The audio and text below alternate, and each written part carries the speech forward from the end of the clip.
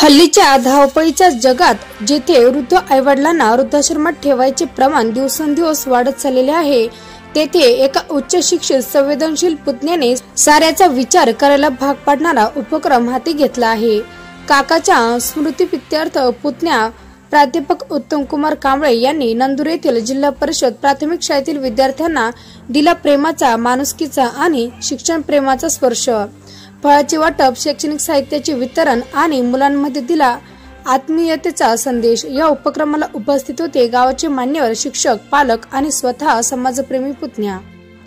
यांच्यासोबत होते माजी मुख्याध्यापक सय्यद हबीब सर, माजी सरपंच विष्णुकांत पाटील आणि इतर प्रतिष्ठित मान्यवर।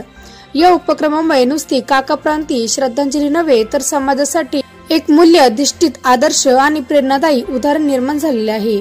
गोरगरीब विद्यार्थ्यांच्या चेहऱ्यावर उमटलेले हास्य तेच खरे पुण्य, हेच खरे समाधान नाही आहे। पण या चिमुकल्याला ऊर्जा मिळाली पाहिजे। कोणीतरी आमच्या कार्यक्रमाला आलं होतं, कार्यक्रमात सांगलं आपण शिकलं पाहिजे आणि सरकार येणाऱ्या काळापासून पहिलीपासून आपण सीबीएसई लागू केले, इंग्लिश लागू केले। पूर्वी आम्हाला 5वीला इंग्लिश होती, मग एबीसीडी आम्ही सुरू केली। तुम्हाला पहिले चांगलं आहे। येणाऱ्या काळामध्ये महाराष्ट्राच्या बाहेर जे आहे, जर मेडिकल असेल, इंजिनिअरिंग असेल, तिथले पोरं पास व्हायचे ना आपले नापास व्हायचे का, तर तिथं पहिलीपासून सीबीएसई आहे। आत्ता पण आहे, म्हणजे आपण आता हळूहळू लोकांच्या शिक्षणाकडे वळू लागलो आणि हे वळू लागलो की आपलं शिक्षण संपून चाललंय। त्याच्यासाठी सर्वांचं पाटील सरांचं आणि राजमोळे सरांचं अभिनंदन करतो की शाळा सुंदर ठेवली।